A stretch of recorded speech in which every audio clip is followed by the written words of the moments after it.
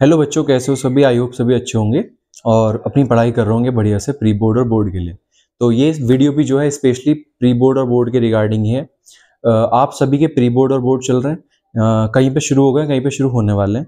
और हाँ, सभी पे प्रेशर भी है कि भाई प्रैक्टिकल्स भी करने हैं और आने वाले टाइम में जो भी आपके एग्जाम आने वाले हैं, बोर्ड की डेट शीट आ चुकी है, तो सब उसी में उसी को फोकस करके सब लोग पढ़ाई कर रहे हैं। कई बार होता क्या है कि पीक प्रेशर के टाइम पे हम बहुत सी चीज़ें भूल जाते हैं। एग्जाम टाइम में ऐसा अक्सर होता है। तो उससे बचने के लिए भाई देखो, हमें सबसे पहले तो पढ़ाई पे ध्यान देना है। जो भी चीज़ की हो इसको रिवाइज करना है टाइम टू टाइम। अदरवाइज होता क्या है कि जब भी आप एग्जाम में बैठते हो तो आपके सामने ये समस्या जरूर आती है कि भाई वहाँ पे आप भूल जाते हो बहुत सारी चीज़ों को और आप अपना पेपर कर लेते हो पूरी तरह से बेकार। उन सबसे बचने के लिए आपके पास यही टाइम होता है जब आप स्पेशली अपनी पढ़ाई को पूरा झोंक देते हो और बिल्कुल दुनिया से अलग होकर आप सिर्फ फोकस करते हो अपने एग्जाम्स पे। ये आपका वही पीक टाइम चल रहा है जिसमें आपका कैरियर इधर से उधर हो सकता है। आपका एक एग्जाम आपको डिसाइड करवा सकता है कि भाई आपकी फ्यूचर किस तरफ जाएगी। स्पेशली ट्वेल्थ क्लास के लिए बात बोली जा रही है। ट्वेल्थ क्लास के बच्चे को इस टाइम कहीं पे भी कुछ भी सोचने की जरूरत नहीं है, सिर्फ फोकस करना है अपने पढ़ाई पे। शादियां बहुत सीजन चल रहा है हमारे आसपास, हर जगह आपको पता ही है। आए दिन नई नई साइड में भी आपको डिस्ट्रैक्शन मिल जाएगा।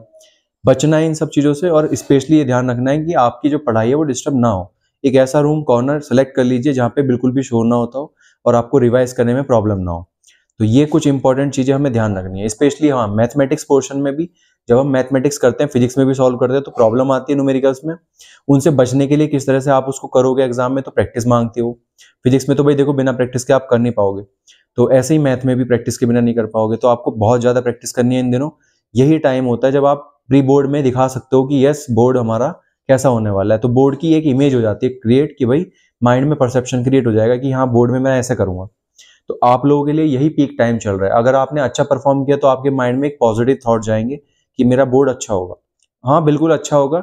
बिल्कुल बहुत अच्छे नंबर से आप लेके आओगे। लेकिन हाँ, कॉन्फिडेंस बनाने के लिए प्री बोर्ड नेसेसरी होता है। यहाँ पे प्री बोर्ड आपके कई बार 2 भी हो जाते हैं, बट हाँ, प्री बोर्ड 1 का रिजल्ट मैटर ज्यादा करता है क्योंकि आपने जितनी पूरे साल पढ़ाई की वो आपको यहाँ दिखाने के लिए मौका मिलता है कि आपने कितनी पढ़ाई कर रखी है, कितने परसेंट आप ला सकते हो। और हाँ, परसेंटेज में फिर से बोल रहा हूँ, मैटर नहीं करते हैं।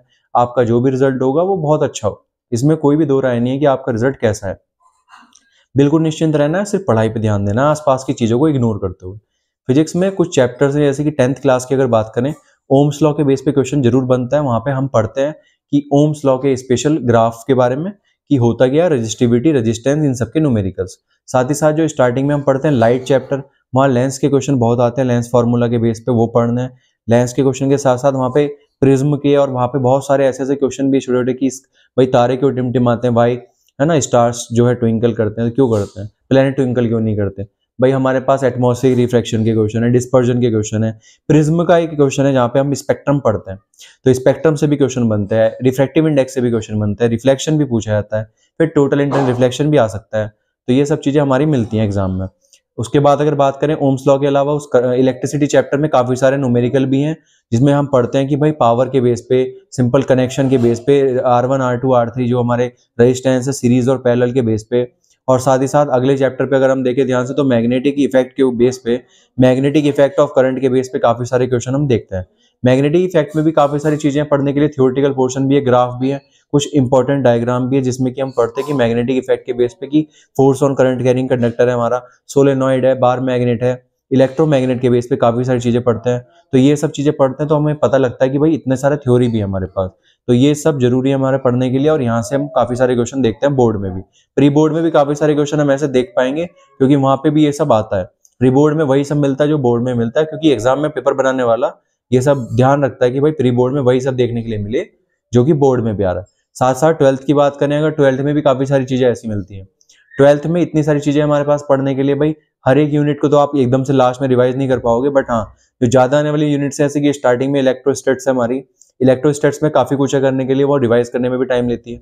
एसी से भी काफी कुछ आता है, वहाँ पे हमारा रेक्टिफायर आ जाता है हमारे पास, लास्ट 14 चैप्टर जो हमारा सेमीकंडक्टर वाला है, सेमीकंडक्टर से वहां से हम पढ़ सकते हैं काफी कुछ। और भी बहुत सारी चीजें हम यहाँ पे पढ़ने के लिए हमें मिल जाती है। तो आपको ध्यान क्या रखना है, आपको वो सब चीजें पहले पढ़नी है ज्यादा मार्क्स में आती है। जैसे कि आपका लेट से करंट की बात करें, करंट इलेक्ट्रिसिटी में भी काफी ड्रिफ्ट वगैरह है, यहाँ से क्वेश्चन बनता है।